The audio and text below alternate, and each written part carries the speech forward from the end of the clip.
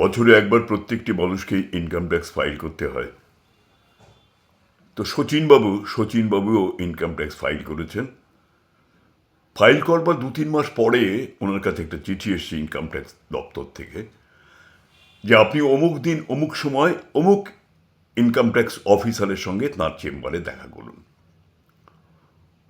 ঠিক আছে, দেখা করতে বলেছে, দেখা করবো, কোনো ব্যাপার না।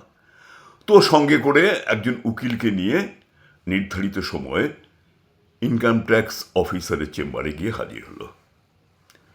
গিয়ে বললো, স্যার আপনি আমাকে চিঠি পাঠিয়েছেন। বললো, হ্যাঁ বসুন বসুন, আপনার অমুক নাম তো? বললো, হ্যাঁ শচীনবাবু, হ্যাঁ বসুন।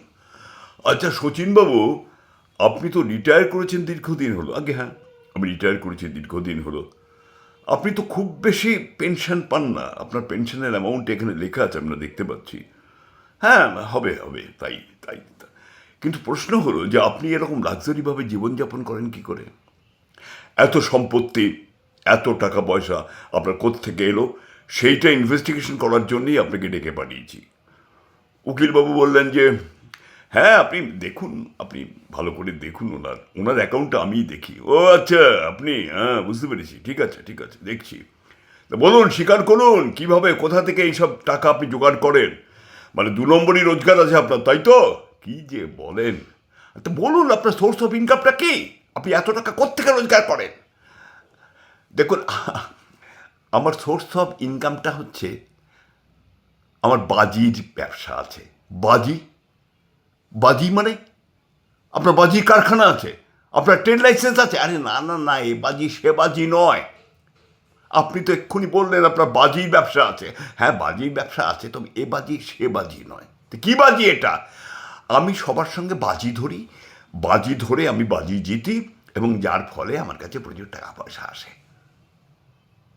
ইনকাম ট্যাক্স অফিসার বলেন কি? বলে হ্যাঁ, আমি বাজি ধরে টাকা রোজগার করি, এতে অন্যায় কোথায়?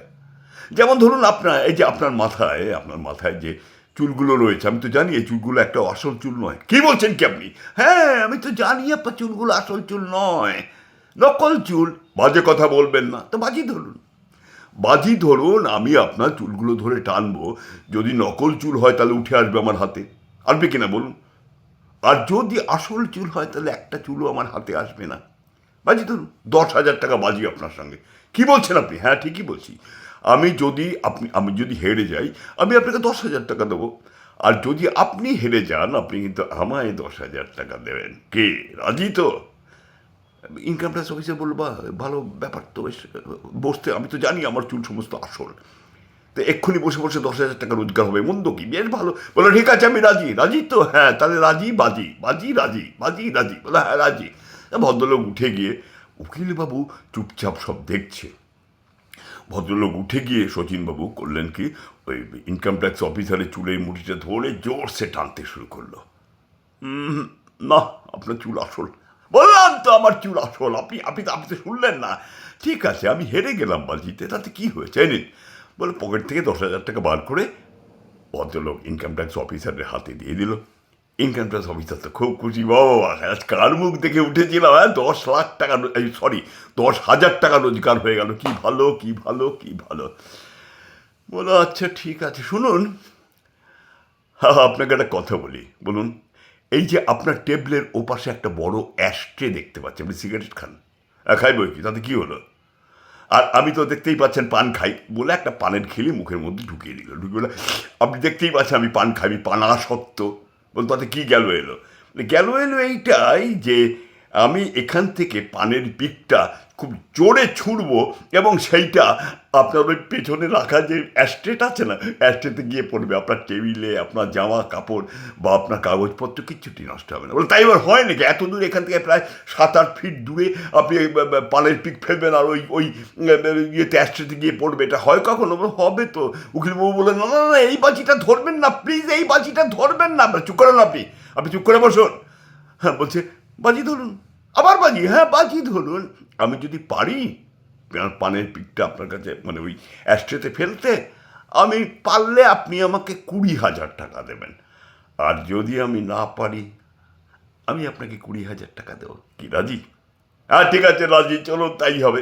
ও করলো কি, পানটা ভালো করে চিবিয়ে পানের পিকটা ফরফর করে ফেললো, আর টেবিল চেয়ার জামা কাপড় কাগজপত্র সব একেবারে মাখামাখি হয়ে গেল। বলো কি করলেন কি আপনি? বলে কি আর করলাম, আমি তো বাজিতে হেরে গেলাম না। এদিকে উকিলবাবু টেবিলের উপর মাথাটা রেখে হাউ হাউ করে কাঁদছে, কি সর্বনাশ কি সর্বনাশ। বলে কি হলো, উনি বাজিতে হারলেন তো আপনি কাঁদছেন কেন? হলো কাঁদবো না, এখানে আসার আগে আমার সঙ্গে 40,000 টাকা বাজি ধরেছে, বললো যে ওর চেয়ার টেবিল জামা কাপড় কাগজপত্র সব পানের পিকে লাল করে দেব, যদি পারি তুমি আমাকে 40,000 টাকা দেবে, আর না পারলে আমি তোমাকে 40,000 টাকা দেবো।